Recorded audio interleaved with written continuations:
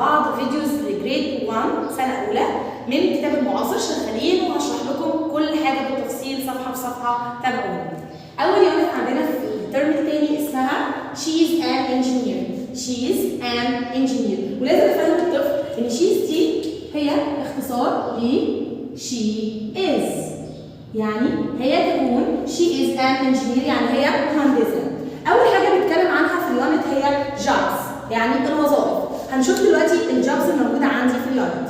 اول حاجه police officer، police officer، doctor، doctor، teacher، teacher.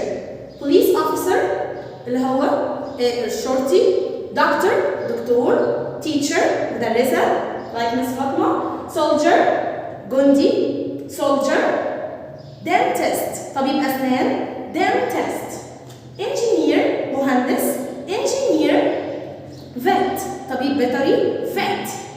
اخر حاجه firefighter، firefighter. لازم الطفل يفهم ان كلمه fire لوحدها يعني نار، firefighter اللي هو رجل الاطفاء firefighter، ده هيسهل عليك في الحفظ. firefighter. نقراها مره كمان police officer، police officer، doctor، doctor، teacher، teacher، soldier، soldier، dentist، dentist، engineer، engineer، vet، vet، firefighter، firefighter. طيب اللي انا طالباه من الطفل في الجزء ده طبعا غير ان هو يحفظ الفوكاب، ان هو يعرف يعبر، ان يقول الشخص ده بيشتغل كذا. طيب انا عايزه اقول راجل مثلا معين هو دكتور، فهقول he is a doctor. طب انا عايزه اقول هي بتشتغل مهندسه، هقول she is an engineer. طيب انا عايزه اقول انه الراجل ده دكتور، يبقى he is a doctor، وهكذا. كل المطلوب مني ان انا بضيف he is a كذا او she is a كذا. بس في ملحوظه، عندي كلمه زي engineer انا ما حطيتش a، انا حطيت an. طيب ليه السبب؟ عرف الطفل حالا ايه السبب. هنرجع نفكر الطفل بحاجه اخدها شويه وهو صغير قبل ما يدخل جريد 1 اللي هي الفايف فاولز. الفايف فاولز هعمل له كده وهرسم له 5 fingers. اوكي، كل فينجر عليه 1 فاول. الفاولز بتاعتي A E I O and U. طيب ليه بفكره بقى بالفايف فاولز؟ علشان اقول له لو الكلمه بتبدا من اي فاول من الفايف دول يبقى بيجي قبلها an. زي كلمه engineer هي بتبدا بفاول الاي يبقى بيجي قبلها an. طيب كلمه زي teacher هي بتبدا بفاول no يبقى هيجي قبلها a teacher. طيب كلمه زي firefighter بتبدا بفاول no يبقى هيجي قبلها a firefighter. اي كلمه بيجي قبلها، يعني لو الكلمه بتبدا بفاول بيجي قبلها an، لو بتبدا باي حاجه تاني غير الفاول يبقى بيجي قبلها a. ده اللي انا مطلوب مني افهمه للطفل في الجزء ده. تمام؟ هنيجي هنا في البيج دي هنشوف هو هنا بيتكلم عن ايه. بيقول لي listening and speaking الاستماع والتحدث. طبعا الجزء ده بيشتغل على المهارتين دول للطفل، ان هو يسمع ويتكلم انجلش كويس. طيب احنا لما بنيجي نقرا هو حاطط لي نمبرز، انا بقرا حسب النمبر، يعني هنا ده نمبر 1 ده 4 فاكيد مش هقرا ال4 بعد 1، بقرا بالترتيب النمبرز. اول جمله بيقول oh look he is a firefighter. نمبر 2 بيقول he is an engineer. نمبر 3 she is a vet. نمبر 4 بتقول he is a dentist. نمبر 5 and she is a doctor.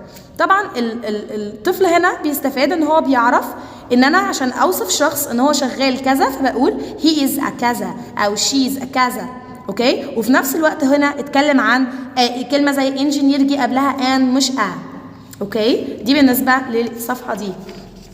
لما نيجي عند اللي بعدها بيفسر اكتر ان انا بستخدم he is a teacher او she is a كذا عشان اوصف وظيفه حد معين. وهنا كاتب لي باختصارها هنا وهي مختصره he apostrophe s بتساوي بالظبط he is. لازم الطفل عشان يشوف الكلمة دي أفهمه إن هي عبارة عن إيه؟ عبارة عن he و is مع بعض. نفس الكلام في she is، بنطقها على بعضها she is، لكن بفسرها للطفل إن هي اختصار she is زائد الوظيفة. طيب هنا عندي السؤال ده بيقول لك write look and write he or she، يعني هنبص ونختار he أو she. طبعا هقول للطفل يحلوه ازاي. لو راجل أو ولد بختار he، لو بنت بتختار she. يعني هنا بيقول لك نقط is a doctor، ده هختار له he ولا she؟ طبعا هختار he لأنه راجل، يبقى he is a doctor. طيب دي بنت، هقول he ولا she؟ يبقى أكيد she is a vet. هنا نقط is a dentist، الدنتست هنا اللي بتكشف، ولد ولا بنت؟ هي بنت، يبقى اختار she، يبقى she is a dentist. اوكي؟ هنا بيتكلم عن using a and an، استخدام a و an. طبعا هنا بيعرفني الكونسونانتس اللي هي الحروف الساكنه اللي هي غير متحركه، اللي هم دول البي سي دي الاف الجي الاتش الجي كي ال ام ان بي كيو ار اس تي في دبليو اكس واي اند زي. دول كلهم consonants يعني ايه؟ يعني مش vowels، يعني حروف ساكنه غير متحركه. ايه بقى الحروف المتحركه اللي ما اتقالوش هنا؟ اللي هم الفايف دول A E I O U A E I O U A E I O U A E I O U. These are the vowels. لو الكلمه بتبدا بحاجه من الفاولز دي زي كلمه engineer بيجي قبلها an، لكن لو بتبدا بكونسونانت زي كلمة teacher أو doctor بتاخد a، ما بتاخدش an. ده كان شرح using a and an. أوكي؟ هنا practice على الموضوع ده. بيقولك look and write، هنبص ونختار she أو an he أو a. هحل معاكم نقطة نقطة. أول حاجة هنا بيقولك he is not teacher. كلمة teacher هتاخد لها إيه قبلها؟ طبعا ما ينفعش اقول an teacher، مستحيل لان teacher مش بتبدا بفاول، يبقى اختار a، يبقى he is a teacher. he is a teacher. number 2 he is not engineer. طبعا كلمه engineer بتبدا بفاول، هتاخد قبلها an، يبقى he is an engineer. اوكي؟ soldier نقط is a soldier. يا ترى ده راجل ولا بنت؟ لا طبعا هو راجل، يبقى اختار he. اوكي؟ هنا نقط is a dentist، أنا عايزة أقول هي تكون dentist، يبقى هقول she is a dentist. هنا she is not engineer، يا ترى engineer هختار لها a ولا an؟ طبعا an لأن هي بتبدأ بفاول. he is a ولا an soldier؟ طب soldier بتبدأ بS، هو الS من الفاولز؟ no، ده من الكونسونانت، يبقى كده هختار a. أوكي؟ هنا بقى look color and write، هنبص ونلون. he is a doctor ولا she is a doctor؟ طبعا انا مش هلون she لانه ده راجل، هلون الحرف ال H وال E اللي هو he، وهكتب هنا كلمة doctor. هنا نفس الكلام، دي engineer بس هي بنت، يبقى هلون she بس لكن مش هلون he. اوكي؟ وهكتب هنا كمان كلمة engineer. طبعا هنا ان انا بعمل تريس وبكتب الكلمات واكررها، ويا ريت ان انا اسمعها علشان اتمكن من حفظ الكلمات.